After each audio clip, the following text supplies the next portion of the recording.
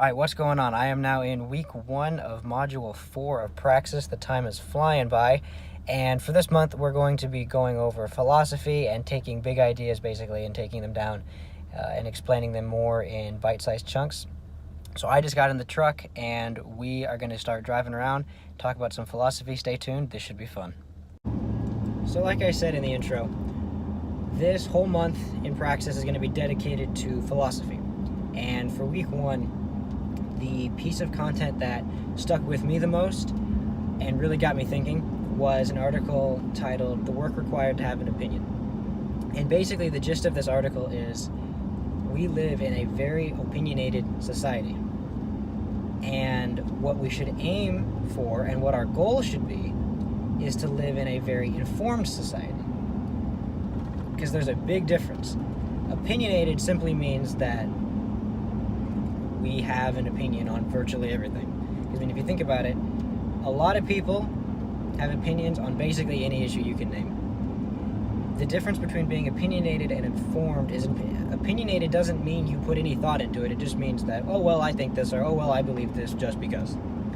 Informed, on the other hand, means you either think or believe something because of actual factual evidence and because you took the time to look it up and learn something about the matter.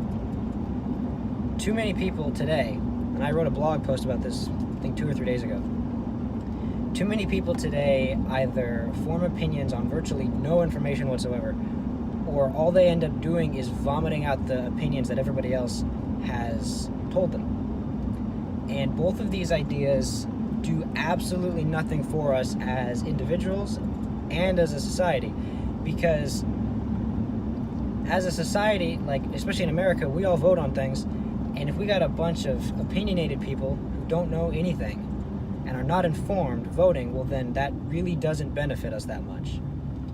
However, if we have a whole bunch of informed people voting who actually know the subject matter and really understand it, then that's a completely different ballgame altogether.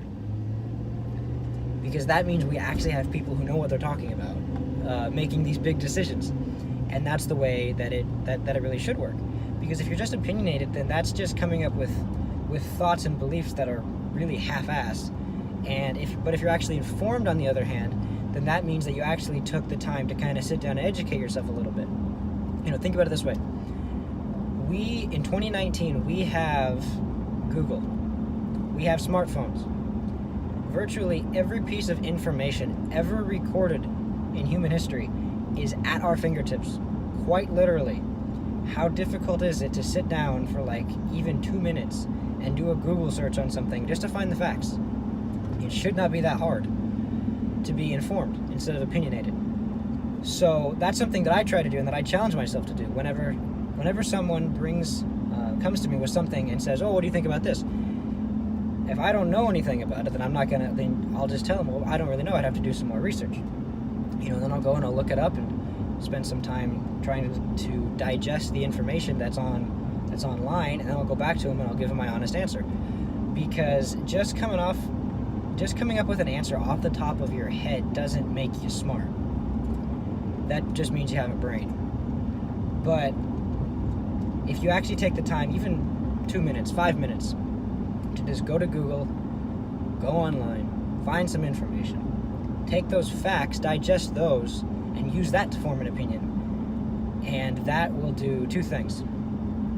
It will, first and foremost, it will help you grow as an individual, and it'll promote free thinking and get you thinking really critically and for yourself. And then secondly, if enough people do this, we can and we have the ability to go from a very opinionated society to a very informed society. And I think that is probably one of, if not the best thing that we could do for this country right now. But that was basically the article from week 1. I will link my blog post down below if you want to go check that out, because I go into it. I give a couple more examples in that, and I wrote it, so of course I think it's worth reading.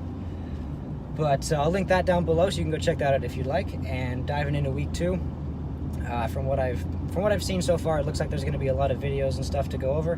So I'm looking forward to that, a lot of content. I will be back with a week 2 video next week. So thanks so much for sticking with me through this, and I'll see you next time.